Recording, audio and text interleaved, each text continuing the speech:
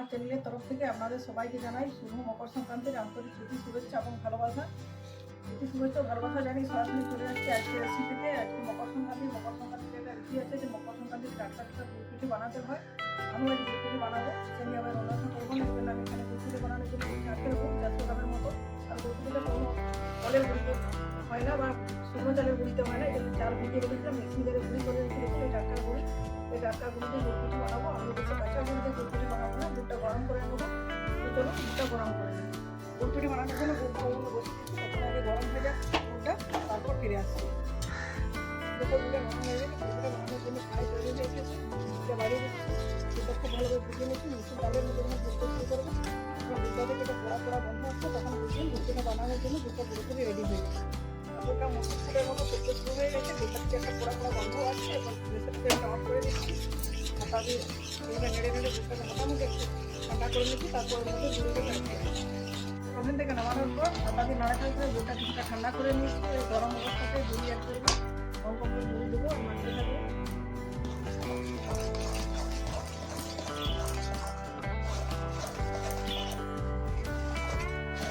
একবার যদি বেশি পরিমাণ গুঁড়ি দেওয়া হয় তাহলে লাঞ্চ বা দানা থেকে দেবে, পিঠাটা ভালো হবে না। হাতে গুঁড়ি দিতে হবে, মাখতে হবে। যদি গুড়টা প্রচণ্ড গরম হাতা দিয়ে একটা করতে হবে।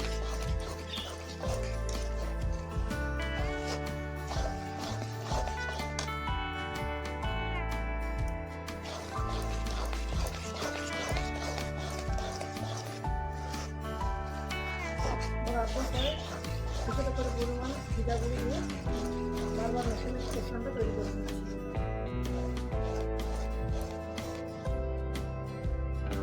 বানানোর জন্য মিশ্রণটা বানানো হয়ে গেছে। মাঝখানে প্রায় 1 কিলো চালের গুঁড়ি লেগেছে গুড়টাতে। মিশ্রণটা পুরোপুরি পারফেক্ট হয়েছে বুঝতে পারবেন তখন মিশ্রণটা কড়াই থেকে ছেড়ে যাচ্ছে। তাড়াতাড়ি বানানো পিঠে ভালো হয়, যত বেশিক্ষণ রাখবেন তত পিঠেটা ভালো হবে। আমি মোটামুটি 1.5 ঘন্টা রেস্টে রেখে দিচ্ছি, তারপর পিঠেগুলো বানাবো। আপনি চাইলে একটু রেখে রেখেও বানাতে পারেন। ফিরে এলাম 4 ঘন্টা পর। দেখুন আমার মিশ্রণটা পুরোপুরি পারফেক্ট হয়ে গেছে। আমি হাত দিয়ে আর একটু ভালোভাবে মেখে নিয়েছি। চলুন এবার পিঠেগুলো ভাজবো। ভাজার সময় প্রথমে আগে চেক করে দেখে নেবো। পিঠে তেলে দেওয়ার পর যদি দেখা যায় যে পিঠেটা চারদিকে গোল গোল হয়ে ভেঙে যাচ্ছে, তাহলে একটা কথা বলা যায় আড়সে পিঠার পাকটা বেশি হয়ে যায়। সেই সময় আপনি জল দিয়ে একটু ভালোভাবে মেখে নেবেন।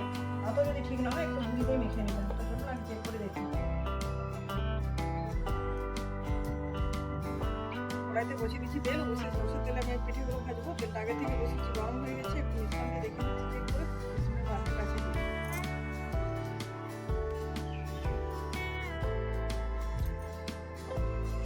দেখুন এটা সাথে সাথে ভেঙেও যায়নি বা গুঁড়ো হয়ে যায়নি, সুতরাং এটা পুরোপুরি পারফেক্ট আছে। এটা আগে ভেজে তুলে নিচ্ছি, তারপর পিঠেগুলো পরপর ভেজে নেব।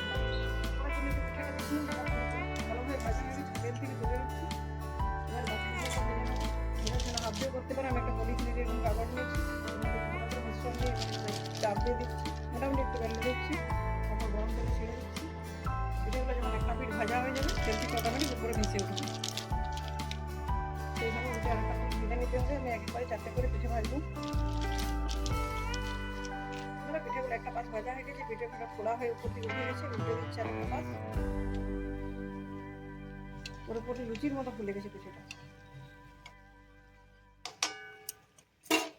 বেচের পিঠেগুলো খুব ভালোভাবে ভাজা হয়ে গেছে। এগুলো তেল থেকে তুলে নিচ্ছি, এক্সট্রা তেলটা যাতে ঝরে যায় সেজন্য এই ঝাঁঝরির উপরে দিয়ে দিচ্ছি। এখানে দ্বিতীয় ব্যাচের পিঠেগুলো এখানে দিয়ে দিচ্ছি। তারপর পরপর এই পিঠেগুলো সমস্ত ভেজে নিয়ে ফিরে আসছি। দেখুন বন্ধুরা, আমার সমস্ত গুড় পিঠে বা আরিসা পিঠাগুলো বানানো হয়ে গেছে। একটু ঠান্ডা হয়ে গেছে। ঠান্ডা হওয়ার পর দেখুন কতটা মুচমুচে হয়েছে। একটা পিঠে ভেঙে দেখাচ্ছি। দেখুন ভিতরটা কি সুন্দর হয়েছে। এগুলো যত বেশি দিন রাখা যাবে পিঠেগুলো খেতে ততটাই টেস্টি হবে। এগুলো জারে এয়ারটাইট জারে রেখে দিলে 1 মাস পর্যন্ত খাওয়া যায়। তো বন্ধুরা, আমার রেসিপিটি কেমন লাগলো অবশ্যই কমেন্ট করে জানাবেন। ভালো লাগলে লাইক শেয়ার করবেন, অবশ্যই বাড়িতে একবার ট্রাই করবেন। চ্যানেলটি যদি এখনো সাবস্ক্রাইব করে না থাকেন, চ্যানেলটি সাবস্ক্রাইব করে পাশে থাকা বেল বাটন অন করে দেবেন নতুন নতুন ভিডিওর আপডেট পাওয়ার জন্য। তো আজকের মতো এ পর্যন্ত। পরের দিন ফিরে আসবো নতুন কোনো রেসিপির সাথে, নতুনভাবে। ধন্যবাদ।